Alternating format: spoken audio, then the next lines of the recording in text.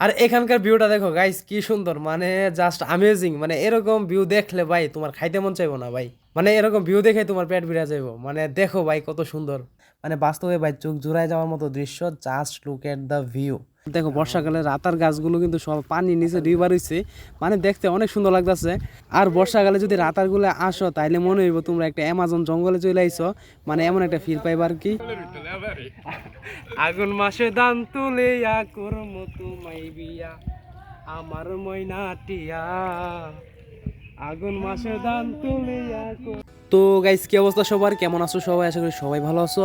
আর guys, অনেকদিন হয়ে গেল আমাদের কোনো ট্যুর দেওয়া হয় না, তো অনেক ভেবে চিন্তে দেখলাম যে এবারে ট্যুরটা আমাদের সিলেট দেওয়া যাক। আর এখন আমরা চলে আসছি হইলো ভৈরব রেলওয়ে স্টেশনে। আর মূলত এখান থেকে কিন্তু আমরা আজকে সিলেটের উদ্দেশ্যে রওনা হব। আর গাইস, আজকে ট্যুরে কিন্তু আমি একা যাইতেছি না, আমার সাথে কিন্তু আমার অনেক বন্ধুরাও আছে।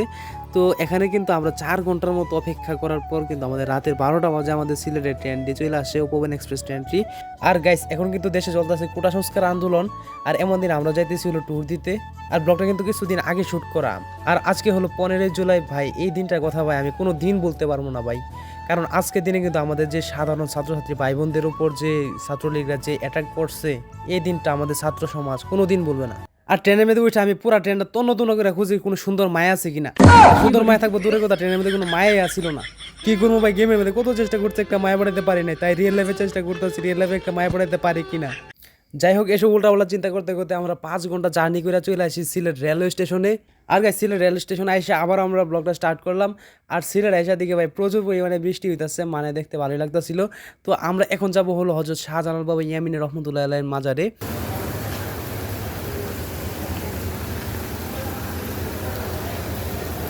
আর গাইস, এখানে এসে আমরা 4 বেডের একটা হোটেল ভাড়া নেই। আর হোটেল ভাড়া কিন্তু আমাদের কাছ থেকে 1600 রাখছে।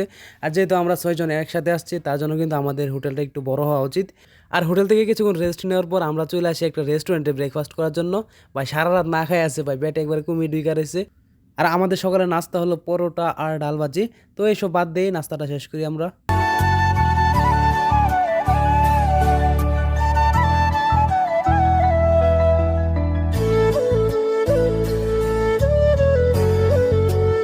আর গাইস, সকালের খাবার শেষ করে আমরা আবারও আমাদের হোটেলে চলে আসি।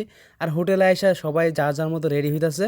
আর হোটেলে দেখলাম একটা আয়না, আর আয়না দেখে ভাই আমি টিকটকার হয়ে গেছি, মানে টিকটকার স্টাইলে আমি কাপড় চেঞ্জ করতেছি, মানে দেখতে ভালো লাগতেছিল। আর গাইস, এখন শুরু হবে আমাদের ব্লগের মূল পার্ট। মানে এখন আমরা যাব হলো সিলেটের বিভিন্ন পর্যটক স্পটগুলো ঘুরতে।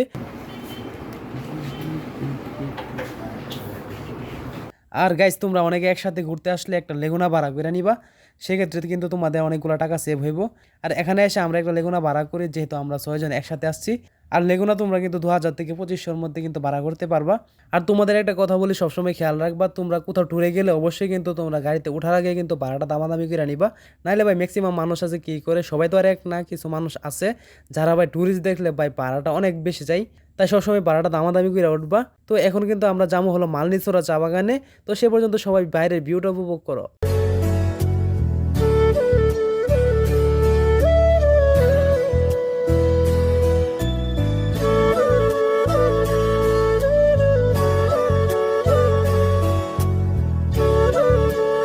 গাইস, আমরা কিন্তু ফাইনালে চলে আসি মালনীছড়া চা বাগানে। আর এই চা বাগানটা বিখ্যাত কারণ এটি হলো বাংলাদেশের সর্বপ্রথম চা বাগান। তো তোমাদের প্রথমে চা বাগানের কিছু ইতিহাস সম্পর্কে বলা যাক। মালনীছড়া চা বাগান, যেটা বাংলাদেশের সর্বপ্রথম চা বাগান, আর এই চা বাগানের অবস্থান হলো সিলেট শহরের কাছাকাছি। আজ থেকে প্রায় 170 বছর আগে বাংলাদেশে প্রথম মালনীছড়া চা বাগান থেকে কিন্তু চা পাতা উৎপাদন করা হতো। আর 170 বছর আগে মালনীছড়া চা বাগান থেকে চা পাতা উৎপাদন করলেও বর্তমানে বাংলাদেশে বিভিন্ন জায়গায় কিন্তু চা বাগান দেখা যায়। তো এটার কথা কইছি বেটা। গাইস, আমরা চলে আসলাম মালনীছড়া চা বাগানে। আর এখান থেকে নিচে ভিউটা দেখুন জাস্ট। আর গাইস, মালনীছড়া চা বাগানে উপরে ওঠার যে রাস্তাটা ভাই, এই রাস্তাটা কিন্তু প্রচুর খারাপ। আর তোমরা উঠলে কিন্তু একটু দেখা শুনে ওইটো। আর আজকে সকালে কিন্তু বৃষ্টি হয়েছিল, যার কারণে পুরাটা রাস্তা কিন্তু একবারে ভাঙা রয়েছে। আর এখানে কিন্তু আমরা একা আসি না, আমাদের ভাই ব্রাদার নিয়ে এসেছি। আর আপনাদেরকে উপরে উঠে সম্পূর্ণ ভিউটা দেখাই। আর গাইস, আমরা চলে আসলাম বাংলার কাশ্মীর মালনীছড়া চা বাগানে। জাস্ট ভিউটা দেখুন।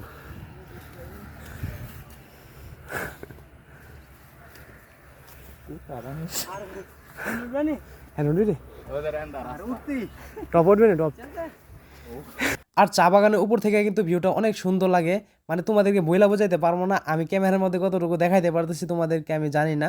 মানে বাস্তবে ভাই চোখ জুড়ায় যাওয়ার মতো দৃশ্য, just look at the view. আর এখানে আসলে ভাই তোমরা কাশ্মীরে একটা ফিল পাইবা, মানে দেহ কত বড়, চোখ যেদিকে যাই ভাই সেদিকে শুধু চা বাগান আর চা বাগান। আর গাইস মালয়েশিয়া চা বাগানে কিন্তু আমরা বেশি সময় নষ্ট করি নাই, মানে কয়েকটা ছবি তুলে আবার আমরা ব্যাক করে চলে আসি, কারণ আমাদের কিন্তু আরো অনেক জায়গায় যাইতে হইব, ঘুরতে হইব, তো বেশি সময় নষ্ট করার কোনো প্রশ্নই আসে না। তো গাইস আমাদের মালয়েশিয়া চা বাগান কিন্তু ঘোরা শেষ, তো এখন আমরা যাবো হলো রাতারগুলে। আর সিলেট আইসা যদি তোমরা রাতারগুলে না যাও তাহলে ভাই তোমরা অনেক কিছু মিস করবা। আর রাতারগুলে গেলে কিন্তু তোমরা অ্যামাজন জঙ্গলে একটা ফিল নিতে পারবা, মানে একবারে অ্যামাজন জঙ্গল। তো চলো রাতারগুলে যাওয়া যাক।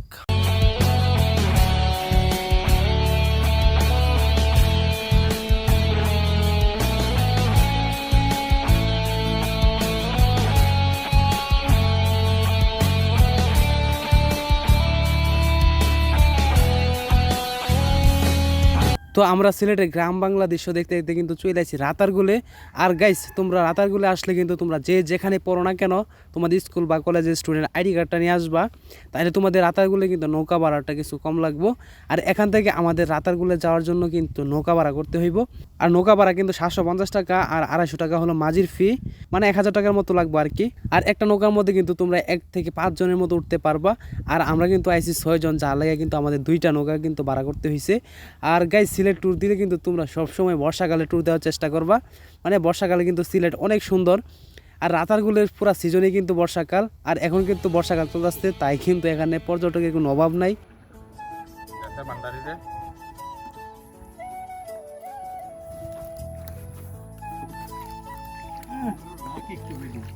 আছে আমরা দুইটা নৌকা একটু ইয়া করে ফেলে। হ্যাঁ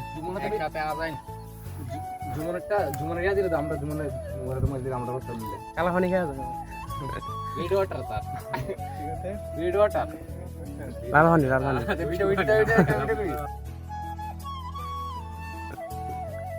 টেয়াও শুরু করে দিতাম না যা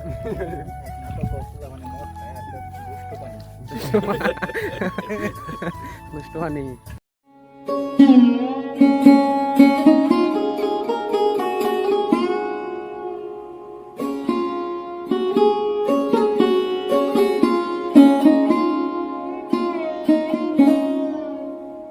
আর গাইস রাতারগুলো আসলে কিন্তু তোমাদের মোবাইলের নেটওয়ার্ক বন্ধ হয়ে যাবে গা, মানে এগুলো নেটওয়ার্কের বাইরের এলাকা আর কি।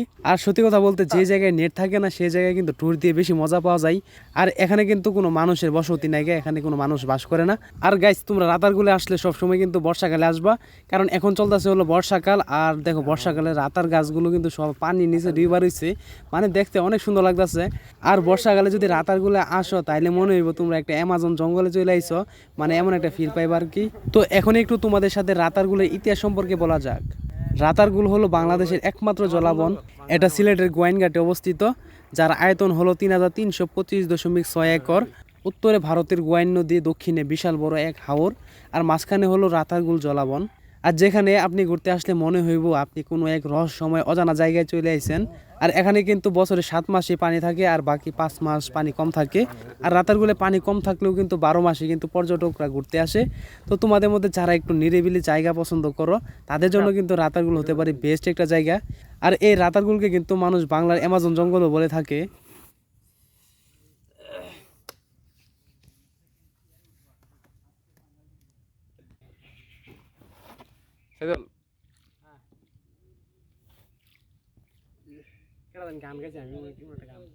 আর গাইস রাতারগুলো আমার কাছে সবচেয়ে থেকে বেশি ভালো লাগলো এই জায়গাটা, মানে ভাই দেখো ভাই কত সুন্দর, মানে চারপাশে শুধু রাতার গাছ আর রাতার গাছ। আর এমন নিরিবিলি জায়গার মধ্যে নৌকা ভ্রমণ কার কাছে নাই ভালো লাগবে ভাই বলো।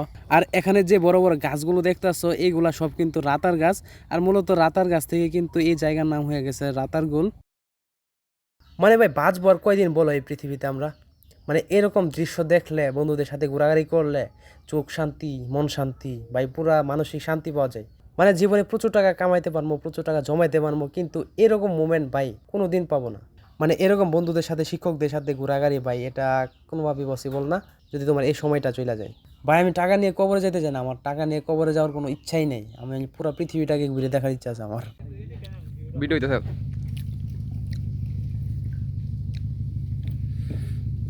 ছবি তুলো মিয়া। গুস্ত পানিও খাইছি জীবনে 2 একবার।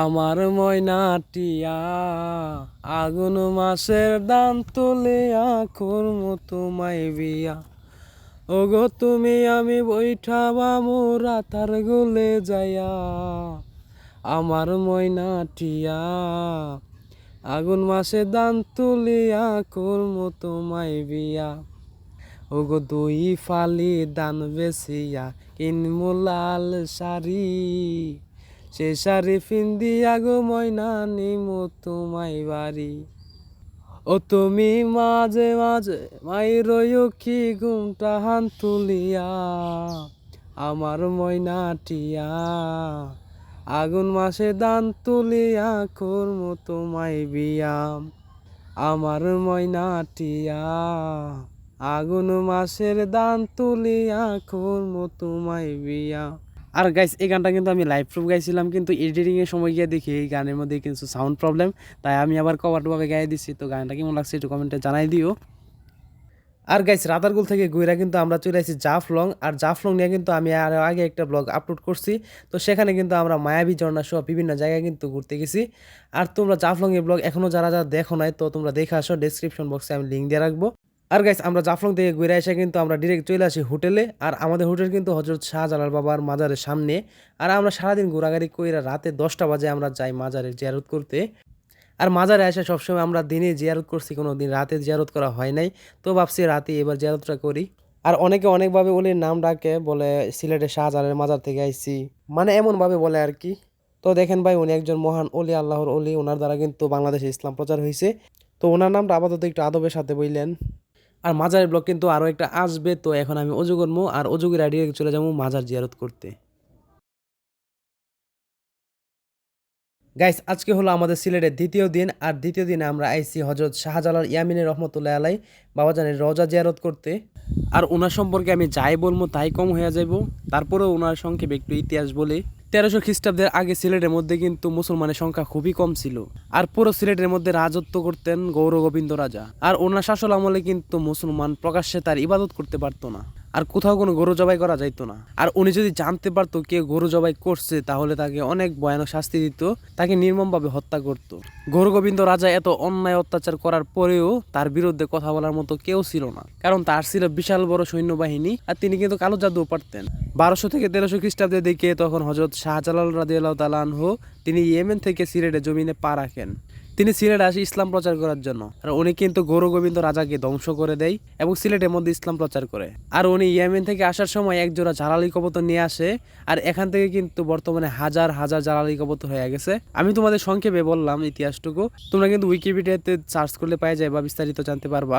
আর এগুলো হলো হযরত শাহজালাল রাদিয়াল্লাহু তাআলা আনহুর পুকুরের গজার মাছ। মাছগুলা কিন্তু আগে আরো অনেক বড় ছিল, আর এখন ছোট দেখা যাইতেছে। আর এখানে যারা মাজার জিয়ারত করতে আসে, তারা কিন্তু এই মাছগুলাকে কিন্তু খাবার দেয়। তো এখন আমি তোমাদের দেখাবো বাংলাদেশের ইতিহাসে সবচেয়ে সেরা নায়ক ও সফল নায়ক সালমান শাহর কবর। আর এখানে কিন্তু তোমাকে ভিডিও করতে দিব না, আমি লুকায় লুকায় একটু ভিডিও করছি তোমাদের দেখানোর জন্য। আর এখানে আসলে কিন্তু তোমাদের অবশ্যই জুতা খুলে আসতে হইব। আর আমরা মাজার জিয়ারত করে চলে আসি সিলেট ইন্টারন্যাশনাল ক্রিকেট স্টেডিয়ামে। তো এখানে আমাদের প্রথমে ঢুকতে দিতে চাইছিল না, এখানে যে সিকিউরিটি ছিল, তো অনেক রিকোয়েস্ট করে আমরা ফাইনালি ঢুকছি। আর সিলেটে আমরা সব জায়গায় মোটামুটি ঘুরছি, তো স্টেডিয়ামটা বাদ থাকবে কেন। তো স্টেডিয়ামে কিছুক্ষণ থাকে আমরা কিন্তু আবার চলে যাবো এখান থেকে। আর গাইস মোটামুটি এটাই ছিল আমাদের সিলেটের ব্লগ। তো ব্লগটি তোমাদের কাছে কেমন লাগছে একটু কমেন্ট করে জানাই দিও। আর তোমাদের জন্য এখানে সেখানে যাই, ঘোরাঘুরি করি, ভিডিও বানাই, তো পারলে সবাই ভাইটাকে সাপোর্ট করো। তো এখন আমরা আবারও চলে আসছি রেল স্টেশনে। আর বিকাল 3টার দিকে কিন্তু আমরা ঢাকার উদ্দেশ্যে আবার রওনা হব। তো ভালো থেকো সবাই, টাটা, খুদা হাফেজ।